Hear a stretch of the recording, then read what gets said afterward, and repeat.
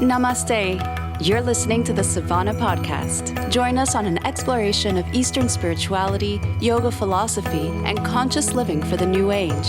This podcast is a production of SavannahSpirit.com, where you can find a large selection of Om and yoga clothing, spiritual jewelry, and unique fair trade gifts from the Far East. Now here's your host, Ashton Szabo.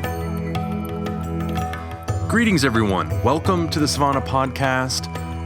Today's show is all about the likely obstacles and challenges that come up for the spiritual aspirant, for that person who is doing the work, they're doing their practices, they're doing their yoga, their meditation, and what are some of the things that might come up when they really start to get into some of the deeper work.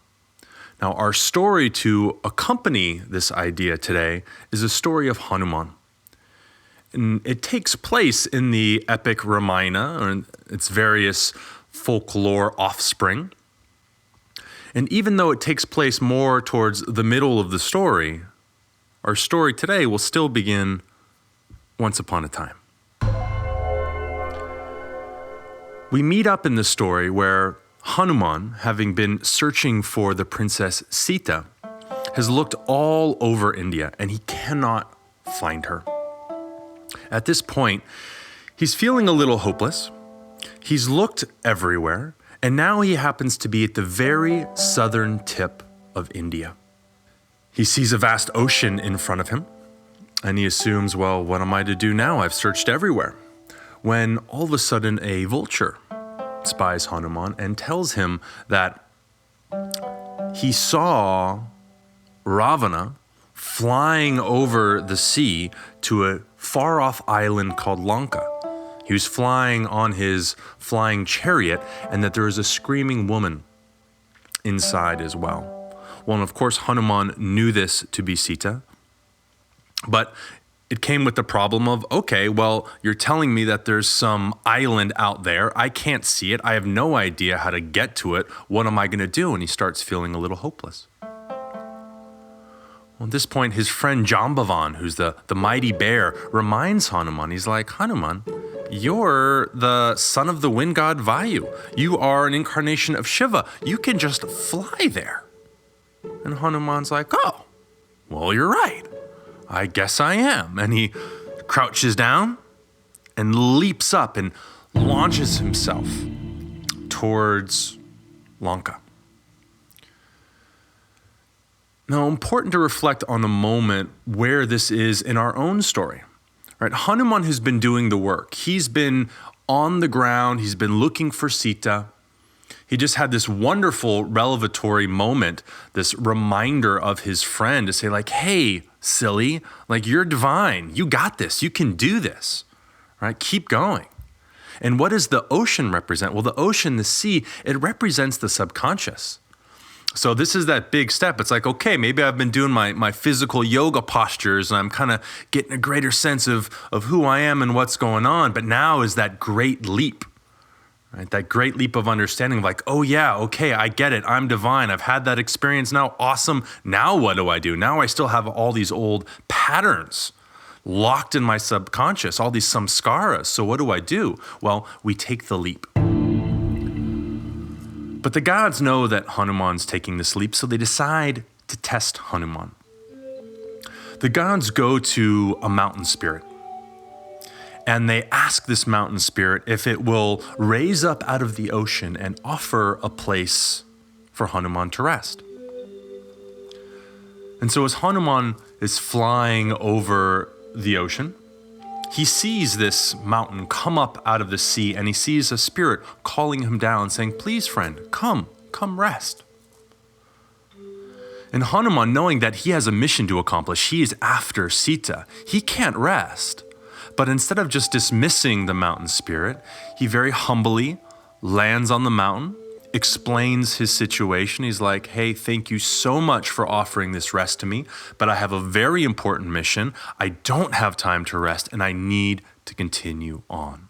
And he does. He leaps again, and he continues flying towards Lanka. Now, what this represents can be a few things. Right? We do our practices, like we get going, we have that realization, like, aha, oh yeah, I'm it. I'm the source of it all. And then sometimes we can rest a little bit too much on that. And I'll speak from my own experience. So, I mean, the amount of practice that I've done in my life is extensive. I spent a number of years focusing on my practices. That was the main emphasis of my entire day for a number of years while living in the jungle. And since moving back in the United States, it can be easy to fall back into that pattern of like, well, I've done the practices. I get the stuff. We're all one. Okay, that's fine. So I don't need to do the practices anymore. I can rest. I can just live my life. But truth be told, I've not arrived at any destination. Right? I've done practices, I've had realizations. That doesn't mean that I'm somehow fixed from something that was broken, or I've somehow achieved or accomplished something that is now fixed and cannot be undone. I have to continue going. I have to continue doing my practices. And you see this a lot. You see this a lot in people on the path. They've done the path. They've done the work. But then they kind of just sit back and well, I've done the practices. I don't really have to do it anymore. And they don't realize what's happening to them. On the flip side of that, you can also get the bliss bunnies, right? You're like, okay, I've done the work. I've had this experience now that we're all one, and I'm diving into self, but I'm so drunk. I'm so drunk on this feeling of bliss and connection and awesomeness that I don't want to go any further. I just want to stay in this warm puddle of goo that's just this intoxication of connection. And that's another trap here of the rest. So we must continue on. We can't linger. We have to continue on the journey. The next obstacle for Hanuman comes in the way of Surasa. She's the mother of the serpents, the queen of the serpents. And the gods actually went to her and they asked her to test Hanuman, to test his wisdom and his strength. And so she does. When she sees Hanuman coming, she raises up out of the sea. She blocks his path. The gods told me that the most wonderful, delicious food was flying my way. And now that I see you, I'd like you to be my food. Please, please, come, fly into my mouth so I may eat you. Well, Hanuman, of course, was on a mission, and he didn't have time to be someone's food. He had to rescue and find Sita. So he explains that to her. He says, look, hey, I totally appreciate what you're doing here. I would love to come back and be your food. But right now, I've got this really important mission I'm on. I've got to accomplish it. I'll go do that. And then I will come back and I will do this whole food thing that you're asking for, I promise. But of course, his promise was not enough for her. So she grows herself to a larger size to block his way even more and says, no. You cannot pass. You will be my food. So Hanuman thinks for a moment, and he has he has lots of magical powers, and one of his magical powers is that he can grow to enormous sizes. So what he does, he sees how big she is, and he grows to a size just larger than she is. Well, and she sees this, so she grows even larger. And then to match that, Hanuman again grows larger, and then she grows larger, and they keep matching one another, growing larger and larger and larger until they're both utterly enormous. And it's at that very moment when they spanned miles across and high that Hanuman shrunk himself down to a teeny tiny little bit, to the size of a fly. And he flies down into Surasa's mouth, steps on his tongue, and does a little dance. He's like, hey, I'm in your mouth just like you asked, so what are you waiting for? Go ahead and chew me. And she does. She starts to close her mouth. But her mouth is so large, right? It's taken up so much space. It's taking so much time to actually close that in that time, Hanuman is able to fly back out of her mouth again. And he says, well, I did what you asked. You asked me to fly in your mouth. I flew into your mouth. I gave you an opportunity to be your food. But hey, you couldn't capitalize on that opportunity, right? He used his wit to outsmart Surasa. And she recognizes this and she goes, you know what, Hanuman, this whole thing was just a test anyways, you clever little monkey. Like, thank you, you're free to go. So let's take a moment of pause here to recognize kind of what's going on. Snakes, the serpents, tend to represent our subconscious desires, right? They represent the thoughts that draw us towards the senses and sensual pleasures and all the things that the senses want for themselves.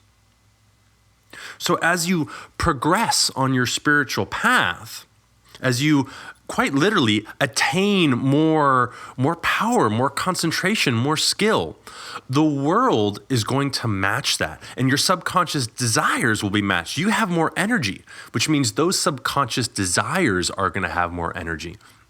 I liken this to like, okay, once I develop the capacity to deal with a certain amount of stress level or this or that, I don't start getting less things thrown at me. The universe starts throwing more at me. I mean, think about any progression through a job or career. You know, you gain a certain amount of responsibility.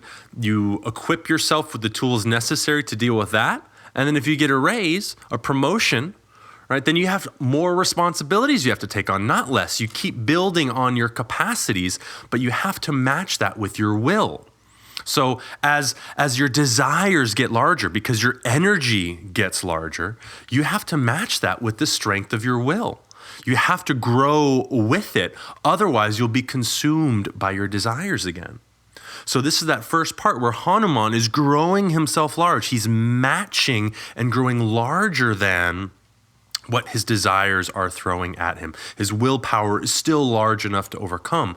But the trap of that is to become so big yourself, so invested in this concept of, okay, I can get through this, I can overcome my desires, that you're too big to really continue on. Your ego becomes a barrier itself. So what must you be able to do? Well, you have to be willing to let go of the ego, to be small, to take up less space in the world. Right? Because it's Hanuman's capacity to be small that now he can slip through the clutches of desire. He can slip through the mouth of the mother of the serpents. So we have to play in this realm of recognition that in the embodied life, when we're doing our spiritual practices, we're gaining power. That's not going to make our desires less. That's going to make our desires more. And we must mirror that with more of our own fortitude, more of our own will to move through those desires. But being careful not to fall victim to then building up the ego. We still have to be willing to let go of, to surrender the ego. And that will allow us then to continue on this amazing spiritual journey. Now, Hanuman has one final test, one final challenge. His final challenge is that of the shadow demoness. And this particular demoness would hide just below the surface of the ocean. And she would look up towards the surface, and she would wait to find shadows. And when she would see a shadow crossing over the water, she would seize the shadow through magic, and through that magic, she would then bind whatever it was that was creating that shadow, and paralyze it so she could consume it, so she could drag it under the ocean and devour it. So our shadow is our projection of ourself, our thought of who we are supposed to be, right? The stories that we tell ourselves of who we are and what we are. We build up this concept of I'm this person, and I do these practices, and I drive a Prius, and I don't pollute, and I do this, and I do that. Whatever these ideas of the self are, whatever projections we put out there, there's still a trap, right? So the subconscious will capture us through those shadows. We might say, oh, well, I know I'm more than just this projection. But if you're not careful, the subconscious mind will ensnare you, will entrap you because of this projection that you have. So Hanuman is flying around, And of course, his shadow gets projected on the water surface, and the shadow demoness sees it, grabs his shadow, and Hanuman realizes he's stuck. He can't move. There's nowhere for him to go. And he looks down and he sees the shadow demoness wrestling with his shadow, trying to pull him under. And it's his recognition that this is happening that he goes, aha! And he uses that strong will, his strength again, and he plunges down into the ocean, smashes into her, and destroys her, ultimately freeing himself to then continue on his journey to Lanka. Right, so again, we see the strength of Hanuman. We've seen his cleverness. We've seen his will. And it's saying that when you're in the world, you need willpower. You need to cultivate a sense of capacity to overcome that which is going to be placed in front of you. So Hanuman, what is his power here? What gives him the power to overcome the shadow demoness? Recognition that he's stuck. Right? So it might take that moment of like, oh my gosh, I'm stuck in this inertia of all these concepts and ideas of who I am, and I can't move past them. I can't move beyond this idea of myself thinking that I'm this way or that way or any other way. I need to let it go.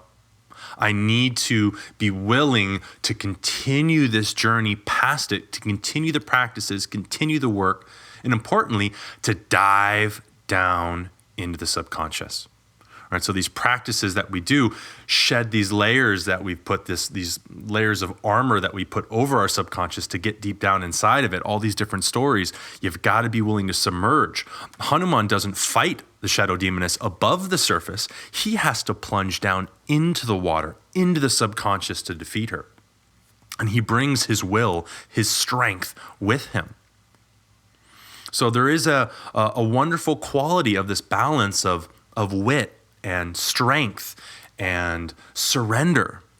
But there's also the sheer willingness to dive down into your stuff, to dive down into your own subconscious and to explore what's there, to quite literally overcome the trappings of your ideas of yourself and your desires and your ego so that you can move on for that ultimate reconciliation.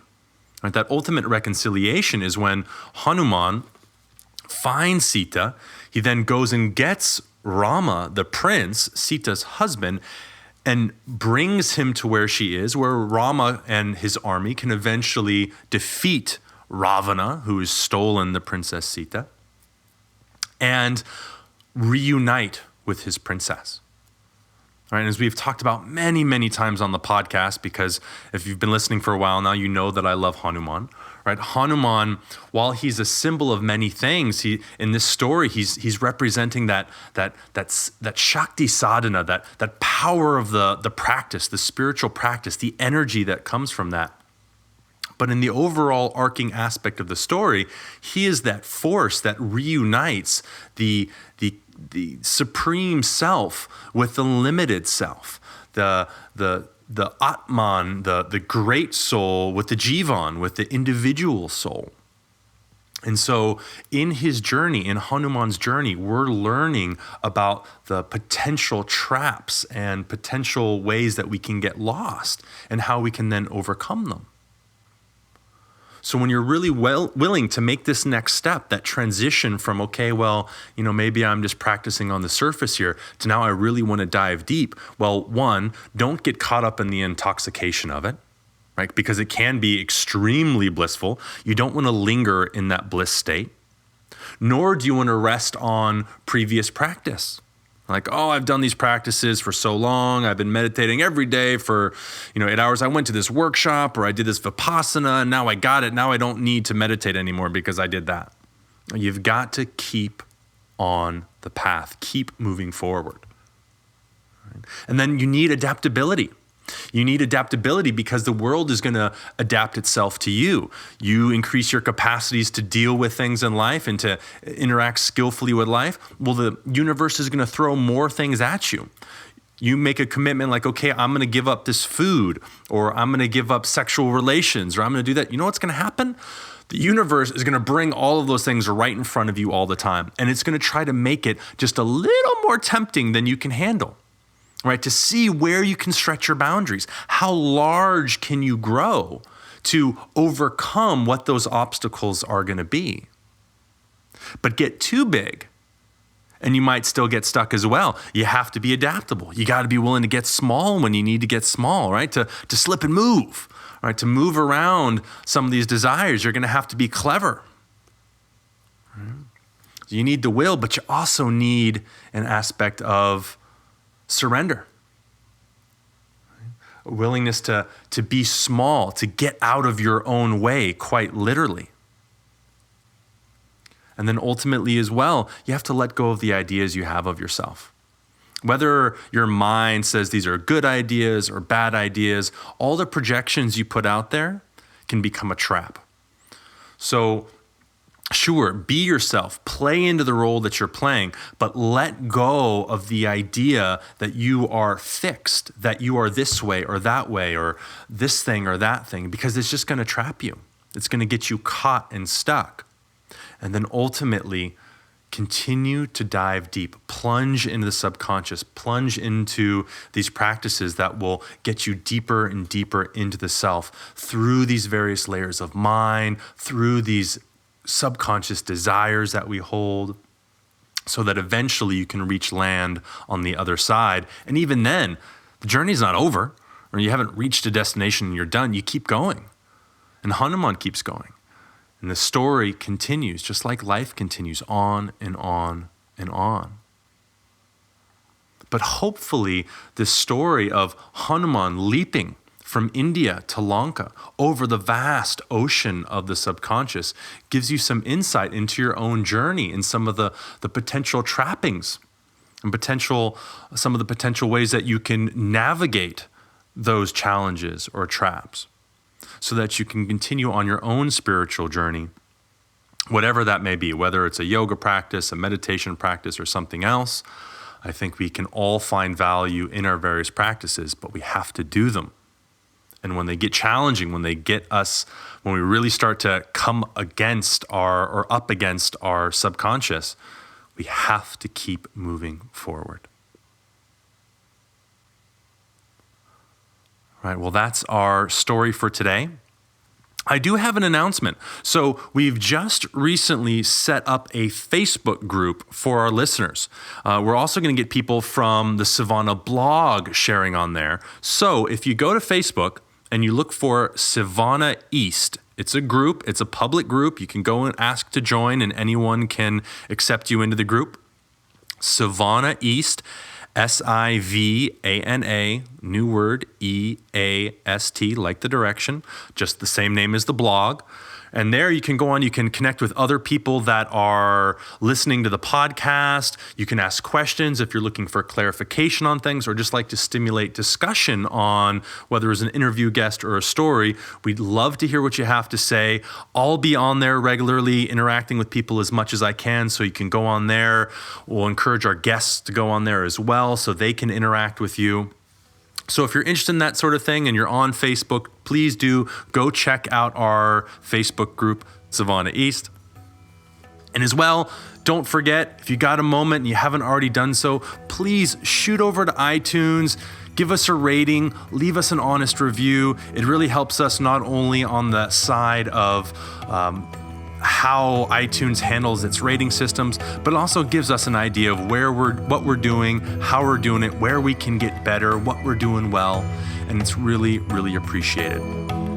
Thank you all so much for listening today. I hope you all have a very present moment. Namaste.